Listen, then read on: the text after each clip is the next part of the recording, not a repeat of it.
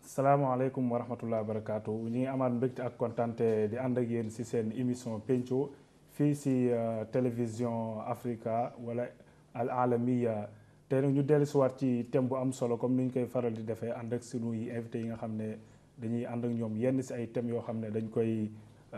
joxalante tey nag ñu am ki nga xam ne invité nañ ko muy sunu xarit sunu lépp di doyen Mor Gueye mi ngi nekk ci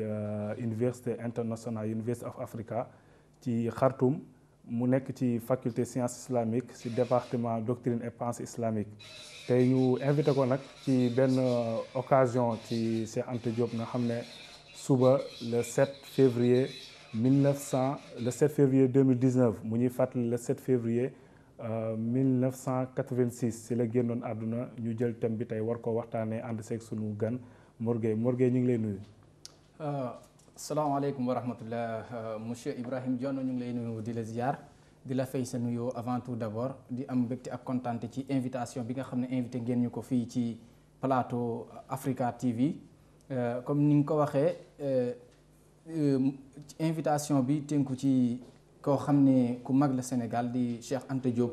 comme ni nga ko waxee tamit. suba di anniversaire am di 33e anniversaire am depuis bi mu génne àdduna ba tey di la jaajëfal bu baax a baax di la remercier monsieur Ibrahim Dione. jërëjëf Mor Gueye comme ni ñu ko waxee woon ci tàmbalekaay bi rek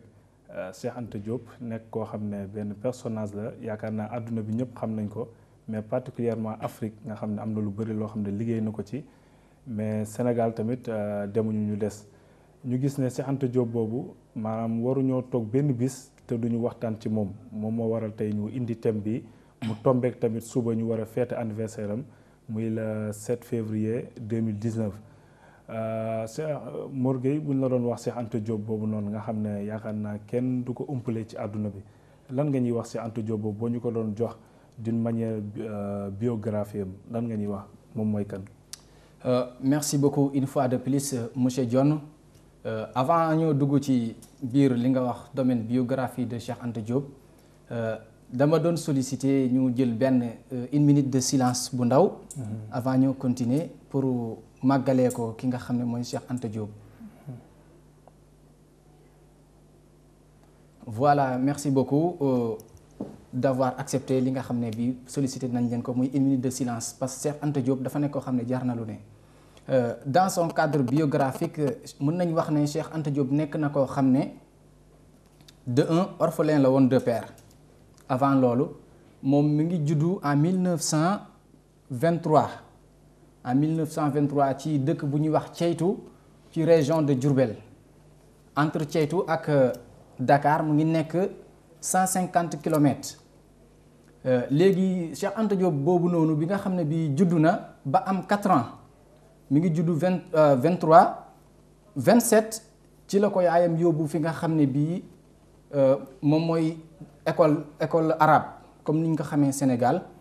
yaayam boobu noonu mi ngi tuddoon Maguette Diop papa mu ngi tudd Massamba Saasum Diop. léegi bi mu ko yóbboo Diourbel muy jàng ci école daara yi di fa jàng ginnaaw loolu ba am à peu près 3 ans ci njàngum daara yi. ci lañ ko jël yóbbu ko fi nga xam ne bii moom mooy école française comme Sénégal li ñu ko xamee mu nekk fa di jàng ba naka la am li nga xam ne moom mooy certificat bi mu amee certificat ci la jógee foofu noonu dem fi nga xam ne moom mooy Dakar pour continuer ses études au niveau secondaire bi mu nekkee Dakar di fa jàng ba à 10 ans ci la am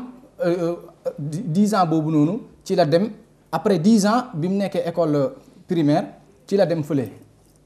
fi nga xam ne moom mooy Dakar bi mu fa nekkee di fa jàng tamit continuer fa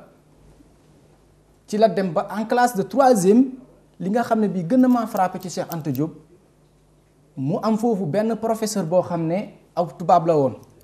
léegi tubaab bi ñoom dañ doon jàpp nit ñi ñuul ñi di leen tuutal comme esprit bi nga xam ne le racisme bi nga xam ne mu ngi dund ci ñoom. Cheikh Anta Diop mënul supporter loolu comme ni gisee muy xeexalee der bu ñuul la négritude bokk na ci ñi ko créé. te foofu te boobu mi ngi def lycée c'est-à-dire. non boobu mi ngi def troisième. àggagul lycée collège. mu ko opposé wu ko ba bi muy def troisième mu xam ne fii nii mënu ma fee continuer mais danañ ma dàq moom Cheikh Anta Diop mu prévoir dàq boppam ci école boobu noonu ci la jógee foofu mu dem Saint-Louis. léegi bi mu demee Saint-Louis continuer foofu noonu ba en 1945 ci la amandoo foofu ñaari bac. muy loo xam ne bii lu jafe la muy en mathématiques et en philosophie. bi mu génnee foofu am fa ñaari en 47 en 45 je veux dire ci la am ñaari bac yooyu noonu ci la dem nag xam ne man mii am na loo xam ne war na ma gannaaw boobu mu ngi doon teg alphabétisation boo xam ne pour mën a transcrire langue africain yi langue yi nga xam ne moom moo nekk ci biir Afrique en plus mu sóobu ci beneen domaine muy domaine bu am solo muy bind histoire du Sénégal. mais boobu c'est-à-dire maanaam bi nga xam ne mi ngi nekk lycée wala bi mu paree te duggagul université. très bien boobu duggagul université parce que bi muy génn ak ñaari bakam yooyu génn ak ñaari mbir yi ma la wax. muy alphabétisation pour transcrire les langues africaines ak comment dirais-je aussi pour mën a bind. histoire du Sénégal boobu mu ngi lycée. bi mu jógee foofu nag ci la soobu xam ne man beneen domaine waraat na ma ci la nag lijjanti daal di dem Paris ci fu ñuy wax Sorbonne. foofu la continuer étude am bi mu demee en 1956 ci la inscrire ci séance en mathématiques supérieures benn école en mathématiques supérieures. bi mu demee tombeek kii bi système bi tijjeegul mu daal di nag wëndeelu dem tasjilaat ci département philosophique en fac lettres. ci la fa nekk fa di jàng ba naka la am son doctorat bi mu avant cela bi mu amee foofu noonu sa licence ci la wëndeeluwaat nag dem tasjil fii ci département science physique pour mën a continuer étude am foofu noonu. léegi avant ñuy ñëw foofu ci foofu di Paris Sorbonne. parce que foofu tamit yaakaar naa am na lu bëri loo xam ne xew na ci te ñu war koo waxtaanee. voilà ci personnage wu Cheikh Anta Diop. mais dañuy revenir à tuuti ci Sénégal maanaam ci biographie Cheikh Anta Diop ñu gis ne xëy na moom dafa nekk xale boo xam ne dañ koo teel a préparé dafa nekkoon xale boo xam ne dañ koo teel a préparé. mooy ci waay juróom dugal ko mu jàng alxuraan. xaw ma ba xam mokkal na wala mokkul mais jaar na fa daal jàng alxuraan. ba nga xam ne loolu te borom xam-xam yu bëri wax ne nit bu tàmbalee jàng arab wala boog tàmbalee Qur'an di nga gis ne dina amul xam-xam boo xam ne daal dina ko të pour mu mun koo xam c'est-à-dire loolu am na lu mu ko dimbali ak milieu bi nga xam ne fa la juddoo muy Jurbel ci jamono jooju comme Bawal ak yu demee noonu nga xam ne ñoom am na lu ñu doon préparer seeni doom maam ci jàmbaar ak yu demee noonu ak fi mu jaar yëpp ak kii maanaam loolu daf ñuy fàttali ne si Anta Diop c'est-à-dire ay parents préparé nañ ko avant muy dem cycle universitaire léegi foofu noonu maanaam yan ay mandarga maanaam lañ mënoon a gis si Cheikh Anta Diop yoo xam ne war nga ñu ko wax ci cycle boobu nga xam ne jaar na fa li waral ne nit bu fa jaarale woon doomam dinañ ko mën a dégg comme ni ñu déggee Cheikh Anta Diop. très bien loolu nekk lu am solo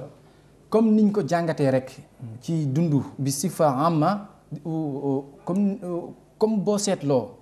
ñu bëri ñoo xam ne bii tey ñu ngi leen di dégg. muy ci islam muy ci yeneen domaines yi kooku day nekk koo xam ne dañ koo préparer depuis son enfance. comme boo ko jëlee exemple ci yonent bi sallallahu alayhi wa sallam. bi mu nekkee xale comme fi muy waxee addabani rabbi wa ahsana ta'dibi moom dafa juddu fekkul baayam. yaayam la nekkal yàggul dara yaayam génn àdduna.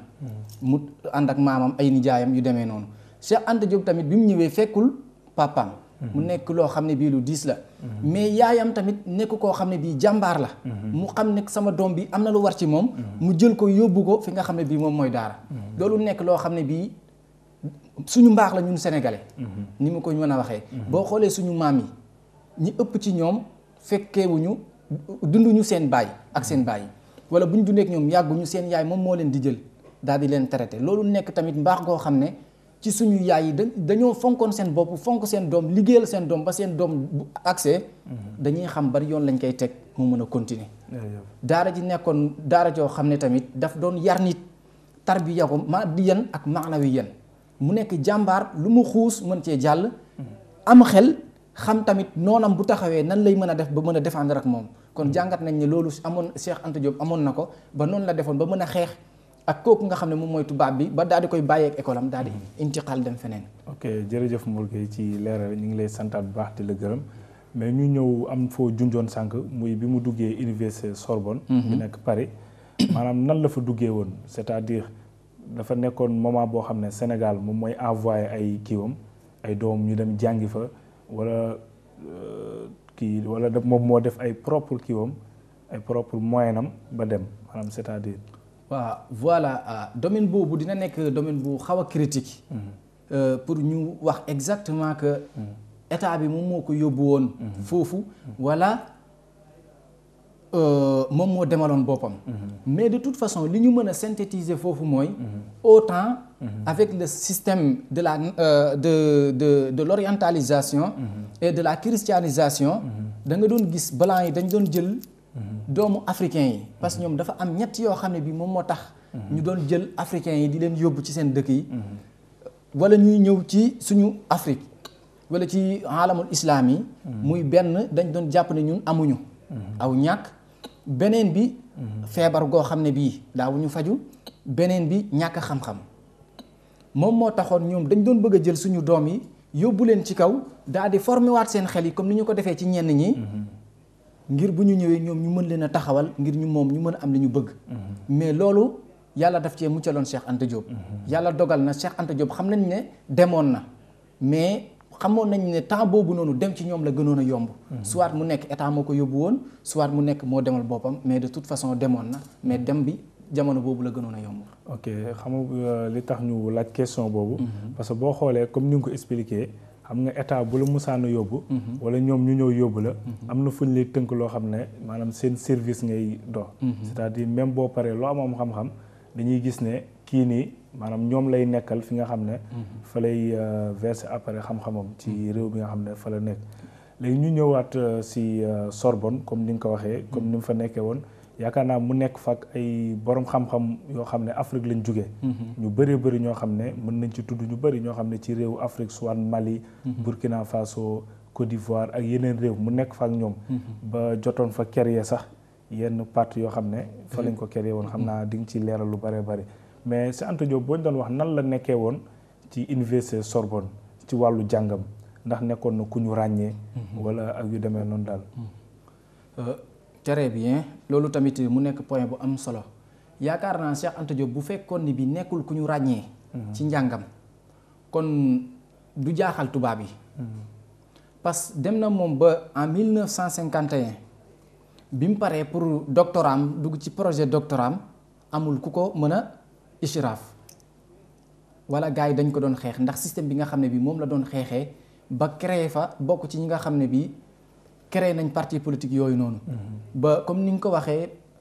bi mu demee en 1957 boobu jeune la xale bu ndaw ci la créé li ñuy wax l'association des étudiants africains à Paris ci la créé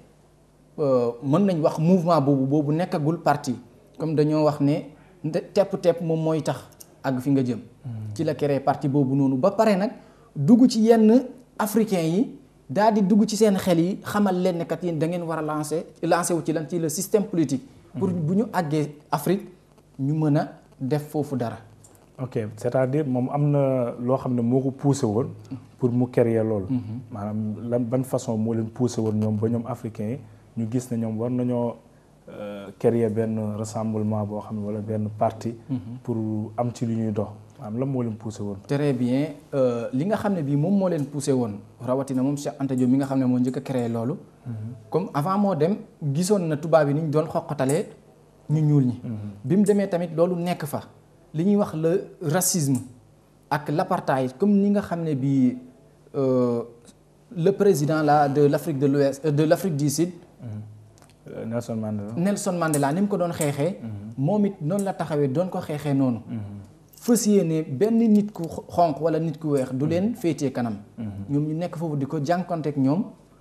di leen féetee kanam di leen raw loolu moom moo taxoon moom ñu pare pour créer loolu noonu pour mën a jaamarloo ak ñi nga xam ne ñoom ñooy ñu tubaab yi. mais finalement ñoom bi ñu créé loolu xëy na amoon na benn tendance boo xam ne jaaxaloon na tubaab yi comme ay africains yoo xam ne amoon nañ yaakaar si ñoom ne ñooñu bu ñu paree dinañ am lu ñu service seen réew maanaam si seen i ndigal wala seen i projet yoo xam ne tubaab yi ñoo ko tegoon. mais ànd ak loolu yëpp ñoom ñu créé seen rassemblement boobu. maanaam di dox ci lépp loo xam ne day développer Afrique waaye tamit day xeex l'impérialisme. ñu gis ne ñoom si Anta Diop xawoon nañ ci réussir benn côté maanaam seen kii bi amoon na rassemblement bi amoon na. waaye tamit am na ci idées yu ñu doon dox. xam naa dañuy fàttaliwaat mbokk yi ba léegi ñu ngi si seen télévision Al Alamiya ci émission Pencco dalaloon sunu gan Mor Gueye ñuy waxtaan ci. koo xam ne yaakaar naa histoire dootu ko fàtte muy Cheikh Anta Diop di leen fàttali ba léegi suba moom mooy anniversaire am le 7 février 2019 suba mu génnoon àdduna le 7 février 1986 Mor Gueye ñu ñëwaat ba léegi ci Cheikh Anta Diop. Cheikh Anta Diop ñu gis ne wàllu xam-xam ku ko ñoroon la maanaam boo ñu doon wax Cheikh Anta Diop ci wàllu xam-xamam parce que xëy na bu ñëwul moom mooy premier africain boo xam ne am na lu mu créé ci wàllu xam-xam. mais am na benn loxo bu mu ci teg daal ci wàllu développement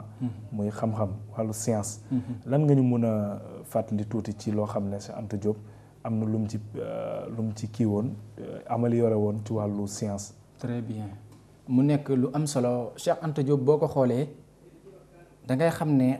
cursusam da ngay xam ne xam-xam ñoroon na ko aslan d'après bi mu génnee ak ñaari bac ci benn année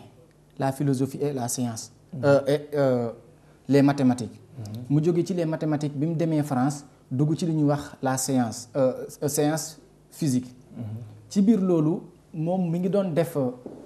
ay conférences yoo ci ay dëkk yu wute. premier congrès des Africains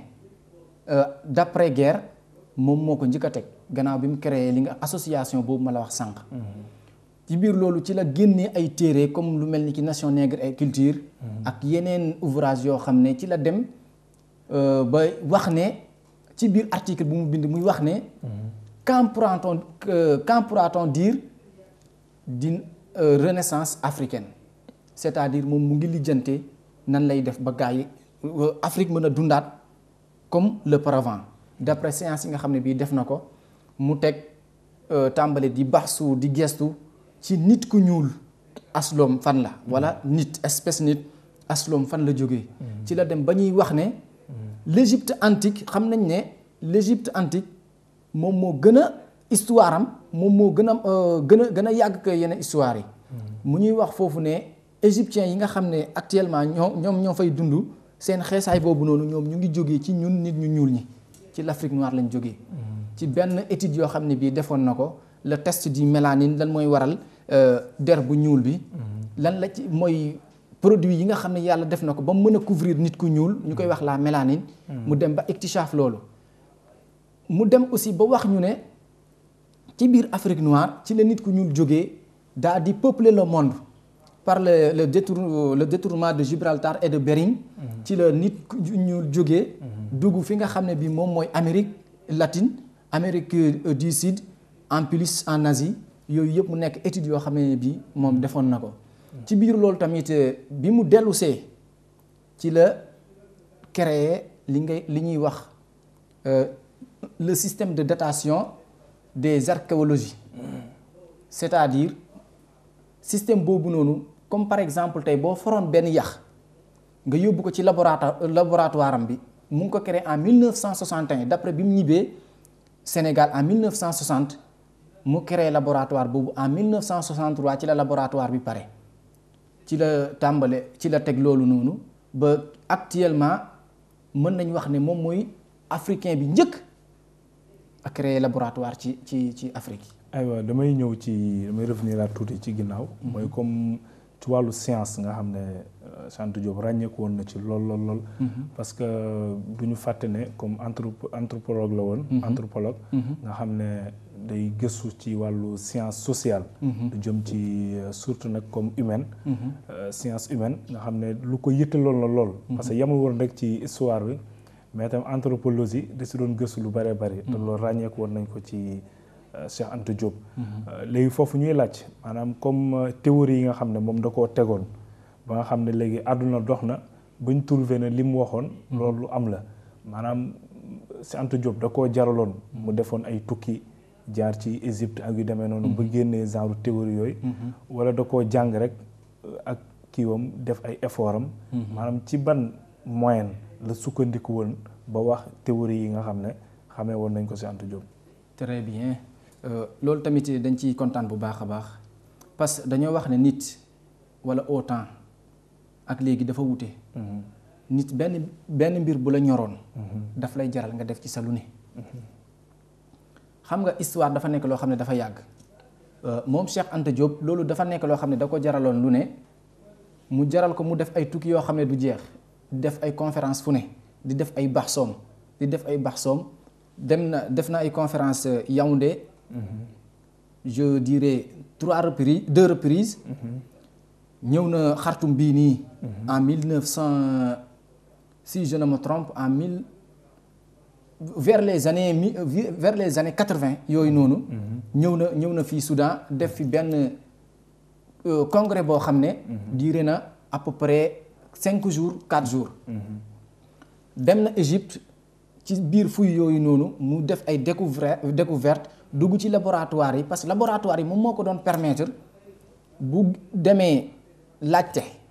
comme bu guerre amoon benn bërëb mu dem fi nga xam ne guerre amoon na fa mu xool ak ay matériel am yax yu mu fa gis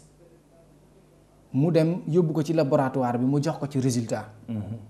ci yooyu na topp di ci dox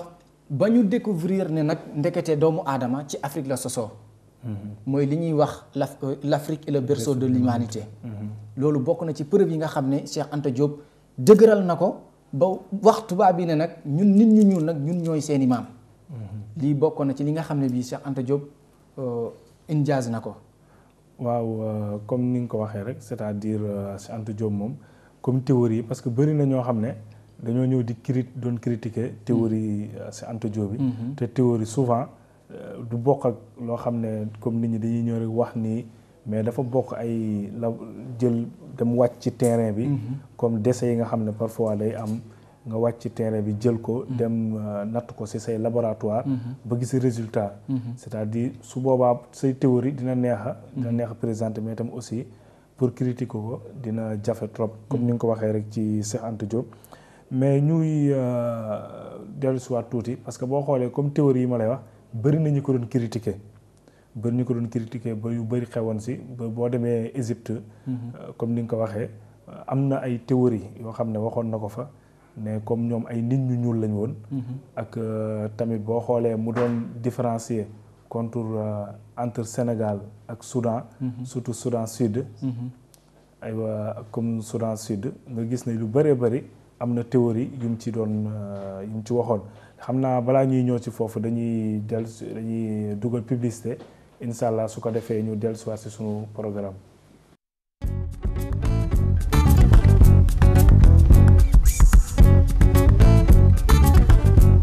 jaaraama Cheikh Anta Diop liggéeyal na xeet wi ñu ngi déggalooy Cheikh nga ñuy xeexal ñu lay xeex jaraw làkk Cheikh Anta Diop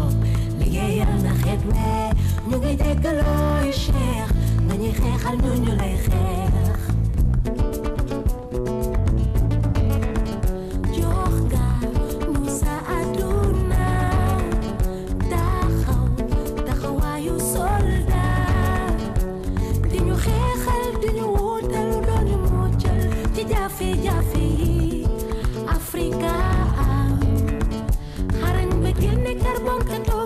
nañu boole suñu làkk ak l'école nouvelle bi jàngale booba am dañu la dégluwul woon booba dëgg topp ñu la woon Cheikh say pexe ca njàng mi mbay mi rawoon na jamono te ñuy bëgg a dabee di wutu say jéego di nga jéggalooy Cheikh dañuy xeexal ñu lay xeex Cheikh Anta Diop liggéeyal na xeet wi di la jéggalooy Cheikh nga ñuy xeexal ñu lay xeex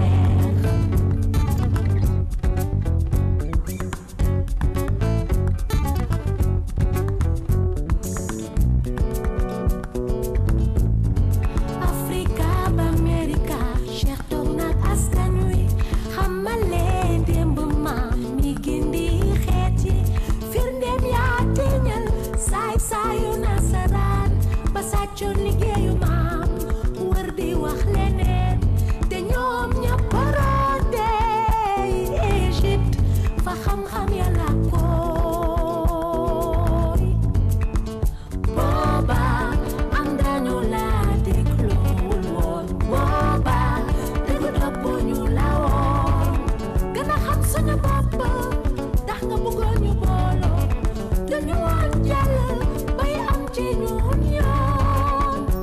dina jéggalooy Cheikh dañuy xeexal ñu lay xeex jaaraama Cheikh Anta Diop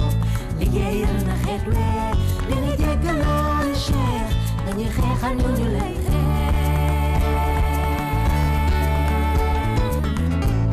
Il n'y a qu'un seul salut, c'est la connaissance directe. Et aucune paresse ne pourra nous dispenser de cet effort. Il faudra absolument acquérir la connaissance directe. La formation égale la vérité triomphe. amul dara ci àddina loo xam ne dañ naan bu ñu defee politique am ko amul du tur du leneen lu mu mën di doon dañuy jóg rek di def politique ndax war a taxaw képp benn bànneex la ñu am ci politique képp mooy bànneex boobu nga xam ne nit ki def na li ko war ba bu taxawee xool boppam ci seetu du yedd boppam loolu képp la ñu am ci politique du leneen.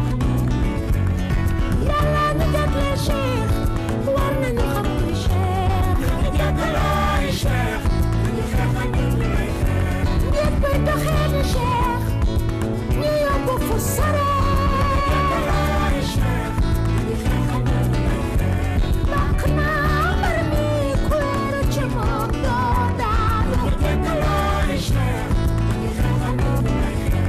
bu bëgg leer na ci Cheikh téeram yaa ngi fi ñu jàppalooy Cheikh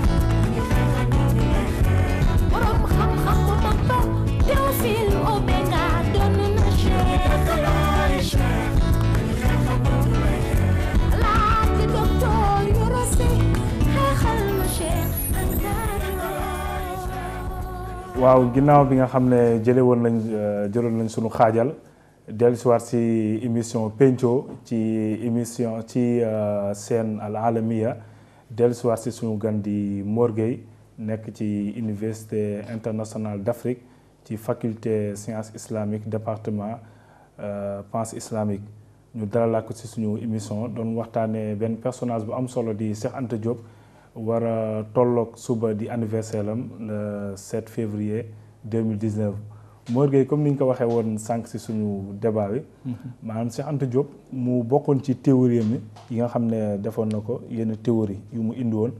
ci wax ne boo xoolee nit ci Afrique la jóge c'est-à-dire boo dem ba wax sax ne Égypte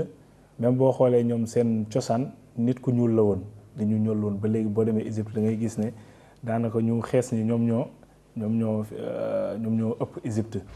maanaam ñoom ñoo moom Égypte si loolu tamit la indee woon benn théorie boo xam ne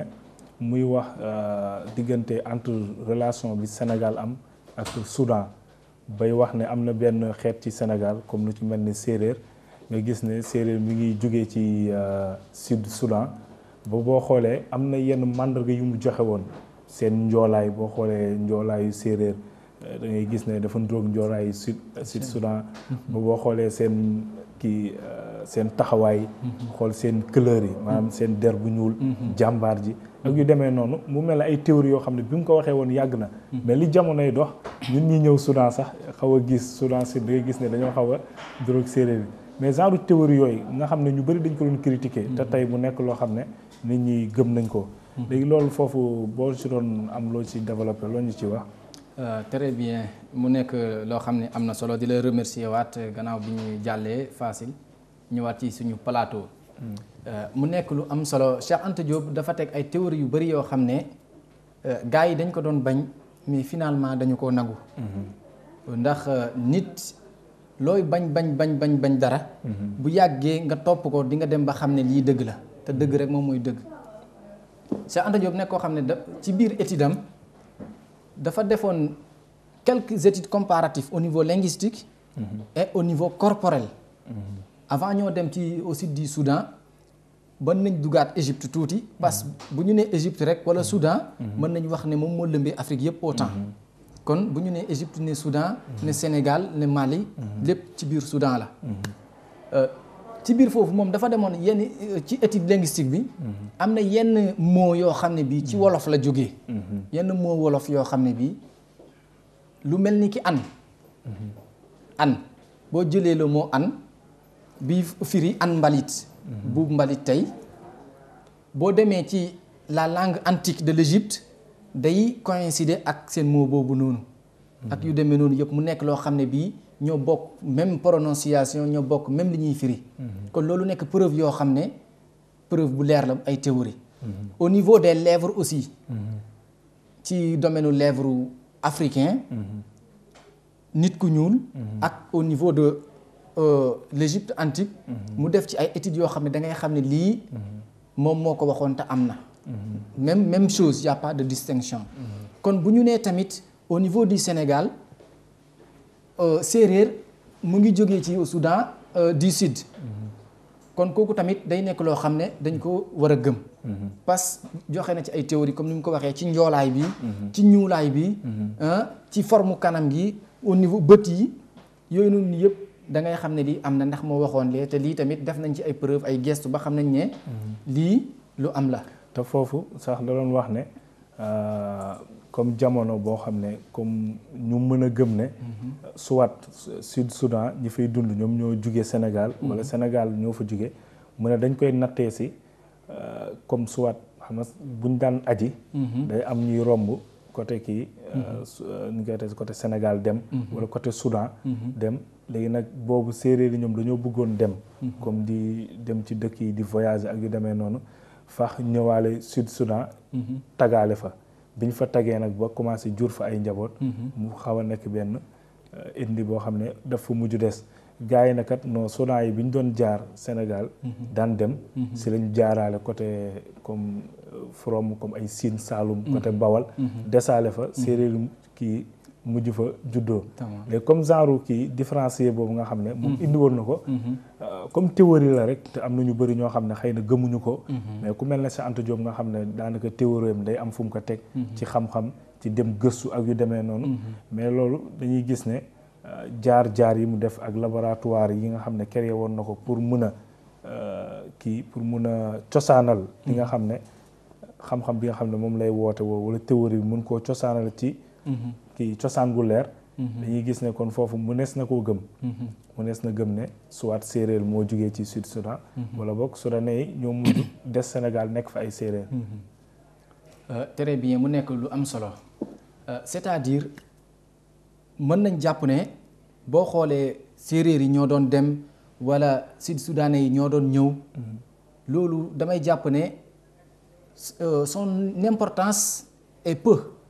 bëriwul importance mais li nga xam ne moom la ñu soxla mooy lan séeréer yi ci Sud Soudanais yi lañ jógee wala ci Sud Soudanais yi ci séeréer yi lañ jógee c'est-à-dire ñoom ñoo bokk le même point génétique loolu mooy li nga xam ne moom mooy étude bi am solo ak résultat bi nga xam ne moom la ñu soxla te loolu mooy li nga xam ne moom la ñu Cheikh Anta Diop jox mu nekk loo xam ne lu concret la gannaaw loolu bi mu indee théorème yooyu noonu yëpp gars yi di ko critiquer comme ni nga waxoon sànq ci la demaat moom di defaat ay yeneen gëstu parce que boo waxee dara nit ne la li nga wax amul yow da nga war a indiwaat yeneen preuve yoo xam ne day leer ci la dem gëstuwaat gannaaw bi mu indee nation nègre et culture am bi en 1954 ci la dem nag di gëstuwaat ngir ñi nga xam ne ñoo ko doon critiquer di ko fenloo mu indi leen preuve bi gën a leer ci la leen raddu nag ci beneen téere bu muy wax antériorité des civilisations nègres mythe ou vérité historique c'est-à-dire mu ngi leen di ishaaral li nga xam ne bii moom la indi woon bu njëkk gars yi di ko weddi mu ñëw fii nag tegalaat leen ko nag di leen xamal ne lii nag histoire moom moo ko saxal dëgg la wala fen la mais lii histoire moom moo ko saxal dëgg la Mor Gueye ñu ngi lay jaajëful bu baax a baax mais comme bu ñu gisee Cheikh Anta Diop effort yi nga xam mi ngi ko doon def ci wàllu xam-xam soit muy tukki ak yu demee noonu te ñun ñu lire ci l'histoire nga xam ne dañ naan l'homme fait son histoire mais suivi sa géographie te mu jafe lool tamit nga gis benn homme africain boo xam ne panafricaniste wala boog mu nekk benn taxaw pour xeex l'impérialisme kooku du ñàkk mu am ay défis yoo xam ne day nekk ci kanamam. ñu koy xeex. ak yu demee parce que boo xoolee Afrique Nelson Mandela am na lu mu fi doon kii. lu mu fi doon woote woo. tubaab bi xeex ko. kii ni ñu koy waxtee sax Thomas Sankara. Patrice Lumumba ak keneen ak keneen. mais Cheikh Anta Diop est-ce que amoon na ñoo xam ne ñi ngi pare woon doon xeex. ay théories yi nga xam ne moom la doon kii xeex pour Afrique. très bien Cheikh Anta Diop mën nañ wax ne lépp comme ni nga ko waxee c'était un panafricaniste. ay livres am yëpp. yi mu bind lépp c'était pour le développement d'une Afrique générale. mais ndax amoon na ñoo xam ne dañ ko doon xeex wala daawuñ ko xeex. dafa amoon bien sûr ba ci ñi nga xam ne ñoom ñoo ko gënoon jege. ñi nga xam ne bii ñoom la bokkaloon jamonoom wala ñoom la bokkaloon benn pays bi. boo xoolee gannaaw bi mu amee doctorat en 1960. après tout juste après l'indépendance. ci la tàggoo ne nag man maa ngi ñibbi. muy wax ju am solo wax jooju ku nekk war ci bàyyi xelam. parce que aujourd'hui il y a ce qu'on appelle la fuite des cerveaux. comme koo xam ne da nga génn jàngi jàng ba am xam-xam des fi nga doon jànge bañ ne dootoo ñibbi. Cheikh Anta Diop bi mu takkee bagaasam mbay dem ci la wax ak gaayam yi mu ne leen je rentre en Afrique là où une lourde tâche nous attend nous tous. c'est-à-dire mu ngi wax gaa yi ne man maa ngi ñibbi Afrique bi nga xam ne bii. am na benn masuuliya bu rëy boo xam ne mu ngi ñu fay xaar. ñun ñëpp nag waxul boppam de. kon ñi mu fa nekkaloon mu ngi leen di ishaara ne yéen bu ngeen paree da ngeen war a ñibbi. waaw ci la waxaat beneen wax mu ne quant à l'Afrique noire elle doit se nourrir de mes recherches dans une échelle continentale. mu ne kon man li nga xam ne bii recherche yi nga xam ne def naa ko. Afrique noire ci boppam da cee war a jëriñu. nag dans une échelle continentale du nekk Sénégal kese nag mais Afrique yëpp ci boppam. ok léegi foofu la ñuy ñëw rek mooy comme ni mu waxee loolu nga xam ne bëri na ñu jàngi. dem ci yeneen réew bi ñu jàngee ba pare dañ fa des.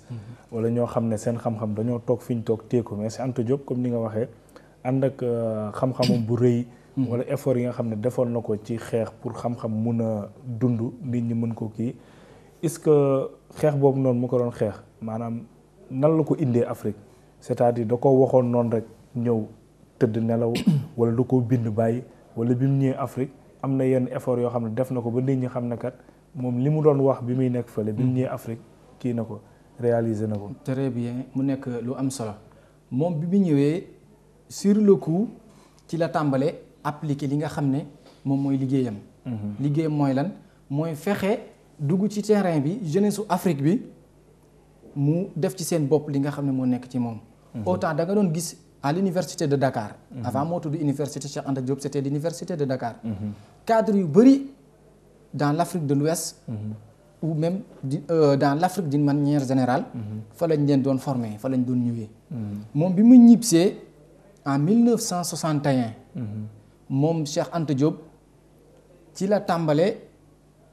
dugg ci terrain bi taxawal li nga xam ne bii moom mooy laboratoire am bi. laboratoire am bi mu ngi ko taxawal en 1961 waxoon naa la ko sànq en 1963 ci la pare. mu ngi ko def ci fi nga xam ne bii moom mooy IFAN. IFAN au temps mu ngi doon firi l'Afrique fondamentale non. Avant l'Afrique fondamentale d'Afrique noire, c'était l'Afrique française, Institut français d'Afrique noire. kon français yi ñoom ñoo ko fa tegoon en 1936 moom bi mu ñëwee mu intégré. def fa li nga xam ne bii moom mooy kii yam bi. mais bi ñu demee en 1963 ci lañ changé tur bi ci seeni xeex. ba mujj nekk l'Afrique Institut fondamental d'Afrique noire. mu jël laboratoire am bi def ko ci biir équipé ko. di ci liggéey. di ci former jaamu yàlla yi. ci biir loolu ci la créé parti politique am. ngir lan.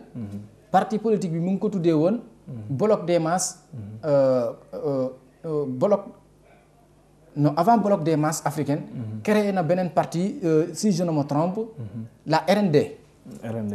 RND moom bokk na ci parti bi nga xam ne moom moo ko créé woon.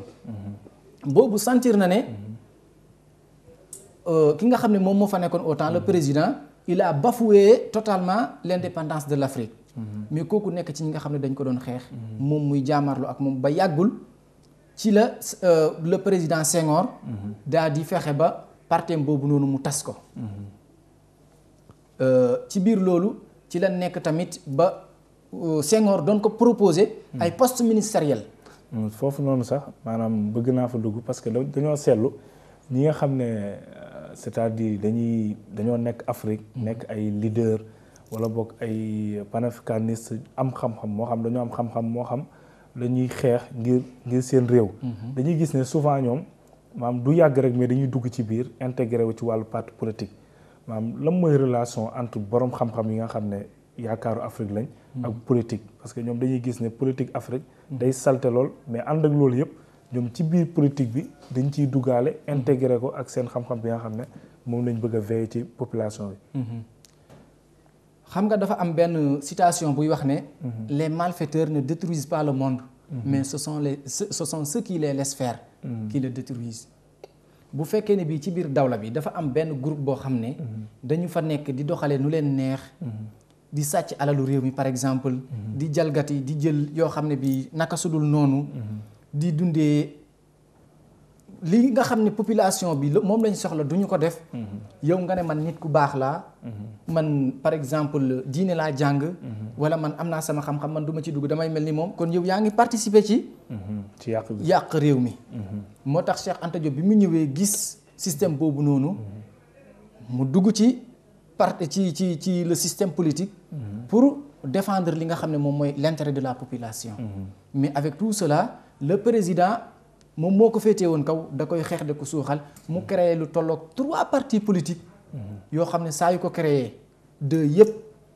saa waay dina def lu tout ba nasaxal ko gannaaw bu mu koy jéem a convaincre pour mu ñëw transmettre jëm ci moom te xam na ne man su ma duggee ci sama waa ji population bi dootuma leen mën a jëriñ moom mu bañ ba tëdd ci suuf ba dernier parti politique bi muy mujjee créé avec maître monsieur Abdou Diouf moom moo voté loi boo xam ne day accepter la multiplication des partis politiques au Sénégal ci la soog a validé kii boobu noonu parti boobu noonu moom Cheikh Anta Diop RND bi mooy si je ne me trompe je fais la confusion entre RND et le Front National Sénégalais ba am na xamatuma daal exactement ban la ci jiital mais am na benn parti boo xam ne bii moom la bi ñu koy validé RND bi moom la ñu mujjee validé parce qu'il y avait un certain Madior Diouf je pense bien que xam nga ko moom moo mujjee parti boobu noonu lorsque j'étais enfant même je me rappelle bien souvent il venait chez nous à Niakhar avec ses meetings j'étais même sous les bancs kon pourtant mën nañ sukkandiku foofu xam ne RND kon moom mooy parti bi nga xam ne moom la monsieur Diouf validé ok ci foofu rek la ñuy ñëwee ci ñu gis ne Cheikh Anta Diop comme ni nga ko waxee rek mi ngi doon participer ci politique parce que comme ni ma ko waxee rek c'est-à-dire boo xoolee Afrique daanaka ñi fay di xeex yëpp dañuy intégré wu ci yenn parti politique wala boog ñu créer seeni parti parce que gis nañ ne réew mi comme ni nga ko waxee mënoo am sa xam-xam rek toog fi nga toog mais ngay am sa xam-xam pour nga nag mën a veiller sa xam-xam ci population bi mais da ngay yëngatu te politique moom mooy loolu mooy sensibiliser yëngatu fexe coaliser ak ñi nga xam ne ay borom xam-xam lañ mais ndax Sénégal dëgg ñoom yëgoon nañ ne am nañ ku mel ne Cheikh Anta Diop parce que ni ñu waxee Cheikh Anta Diop nii ci wàllu ci wàllu li muy xeex xam-xamam ak li nga xam ne trouvé na ko ci wàllu science ak yu bëri nga xam ne boo demee Kenya bii nii rek Kenya dañ fa am ay club wala yenn association yoo xam ne dañ ko tuddee Cheikh Anta Diop ba ci Amérique je me rappelle am na ku ma ci mos a wax ne Amérique am na fa benn association bu mag boo xam ne Cheikh Anta Diop lañ ko tuddee association yoo xam ne ay étudiants ñoom ñoo ko créé di gëstu si wàllu xam-xam gis ne kat ku mel ne Cheikh Anta Diop jafe woon na lool ci Afrique ñu jël ko référence comme boo xoolee yi réew yooyu yëpp ni ñuy kiiwee ba je me rappelle tamit yàggul passé université Khartoum ak université internationale d'Afrique am na yenn journée yoo xam ne defoon nañ ko ci wàllu Cheikh Anta Diop jàngat ci xam-xamam yoo xam ne kii woon na ko mais ànd ak loolu yëpp nga xam ne yeneen réew ñu ngi koy kii mais est-ce que Sénégal ci boppam maanaam jeunesse Sénégal surtout étudiants yi nga xam ne ñoom ñoo nekk si Anta Diop est-ce que ñi ngi yëg boobu kii boobu kii ni ngay dee sax existence si Anta Diop. très bien mu nekk lu am solo xam nga dañuy wax ne le prophète ne se connaît jamais là où il est né. c'est-à-dire nit ki fi muy juddoo duñu ko xam. loolu moom moo ñu dal day ñëw ba dem ñu soog a naan oh am na benn cheikh actuellement dama koy déglu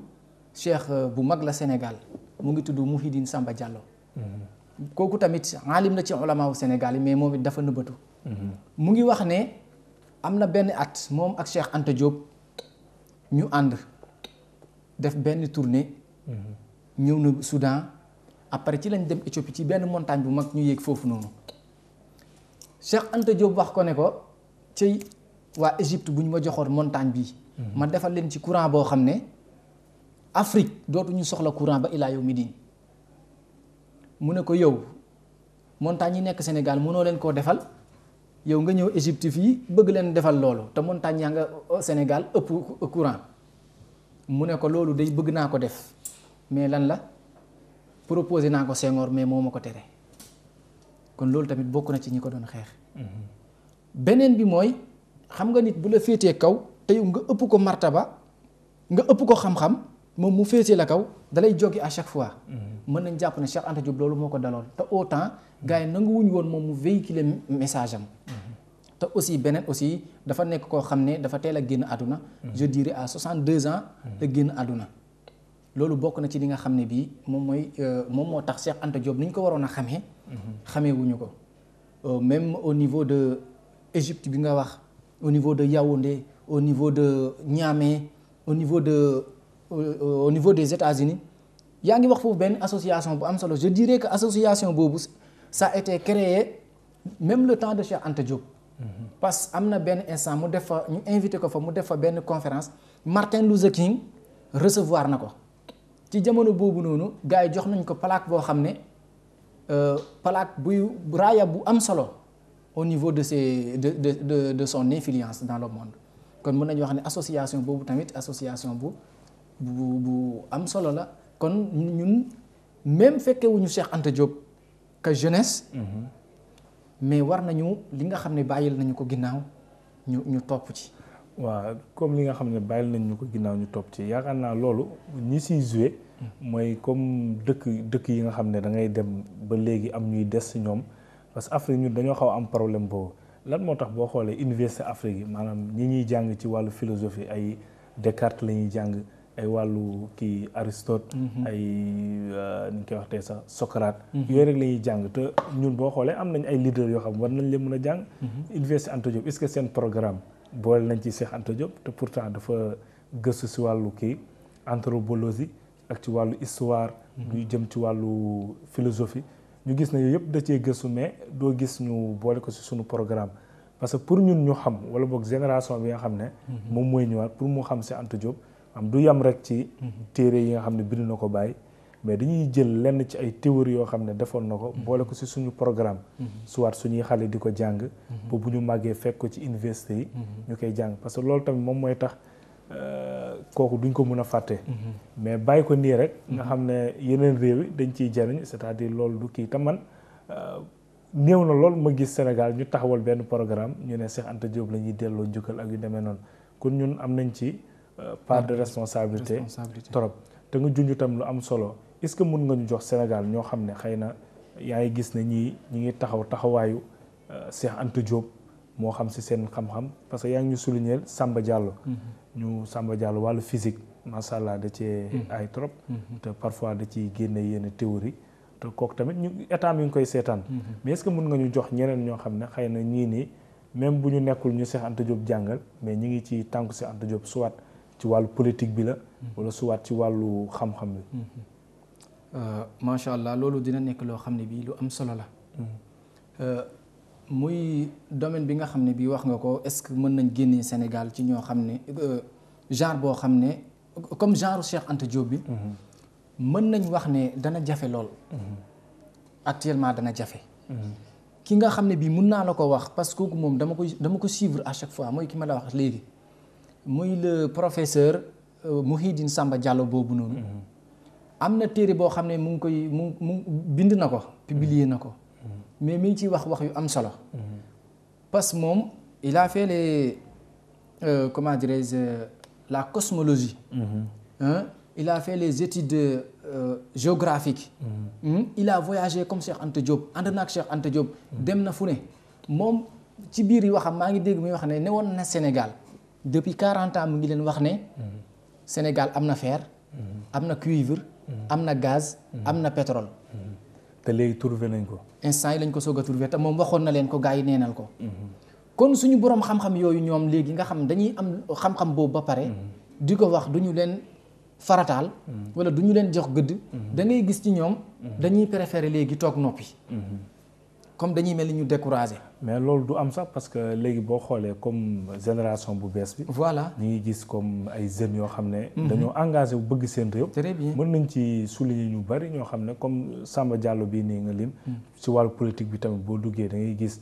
ku ci mel ne avant lu yàgg daan nañ gis kii ku ci mel ne Mamadou Dia doon xeex ngir réewam. mais tamit boo xoolee léegi am nañ jeunes yoo xam ne ku ci mel ne Sonko moom it gis nañ yu bari da koo trouvé yamul rek ci politique mais ci wàllu xam-xam. parce que dafa bind livre tamit bàyyi nga xam ne combat bi muy combattre combat bu ñoom Cheikh Anta Diop la woon ak ñoom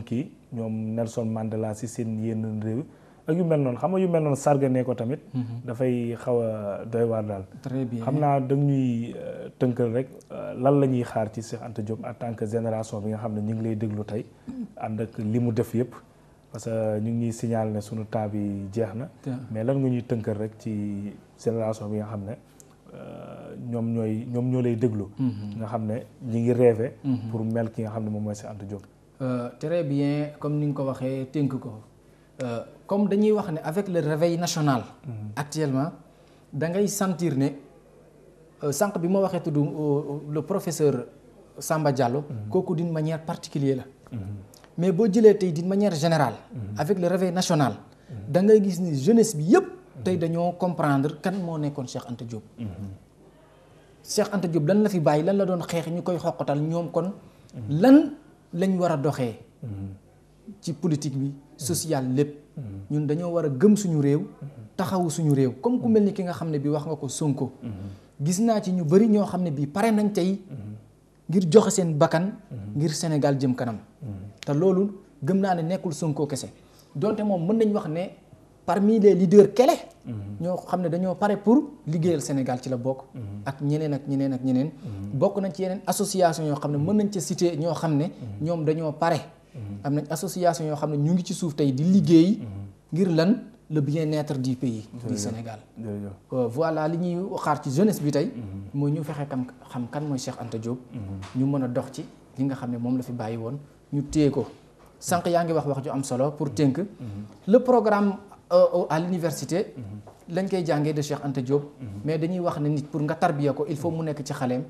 kon il faut Cheikh Anta Diop ñu koy jàngee au niveau primaire. secondaire. lycée. àgg ak moom bu boobaa kon lépp lu ñu bëgg ci Cheikh Anta Diop danañ ko xam danañ ko mën a kii tamit. aywa jërëjëf Mor Gueye ñu ngi lay sant bu baax di la gërëm ci émission bi nga xam ne àndoon nga ko ak ñun ñuy waxtaanee ko am solo muy Cheikh Anta Diop.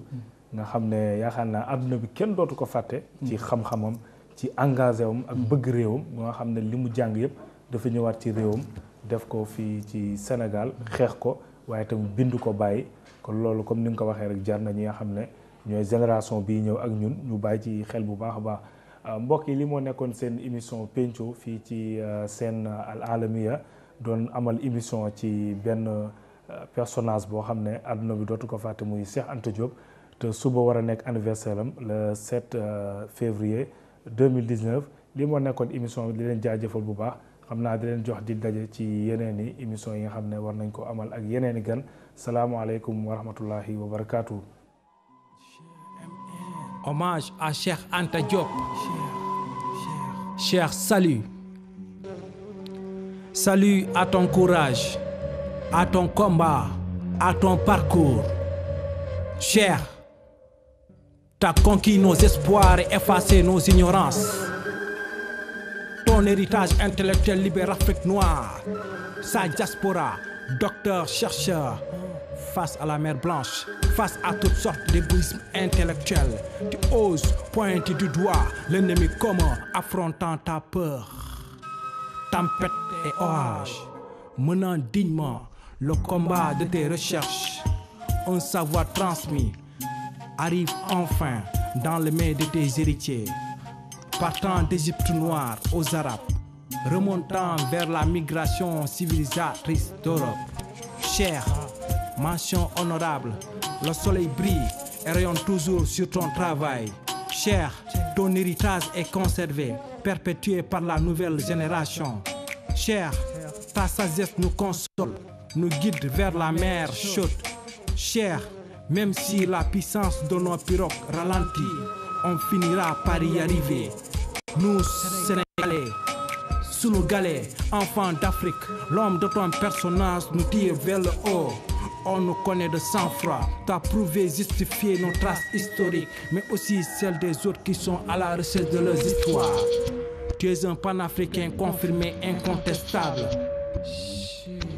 Nous sommes et resterons une communauté soudée portant valeurs et identité solide contre tout. Ressaisissez-vous, plus de respect et de reconnaissance aux anges de couleur. On ne choisit pas sa famille, ni son pays d'origine, mais peu importe le regard des autres, peu importe.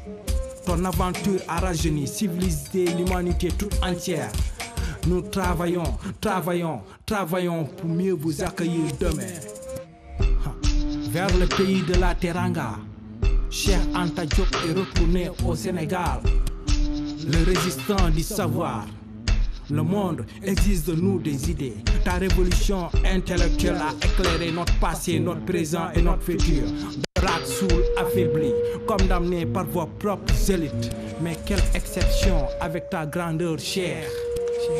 Noirceur, penseur, rigueur, labeur, terreur, douceur. Ô soleil, couche-toi. Et toi, honorable crépuscule,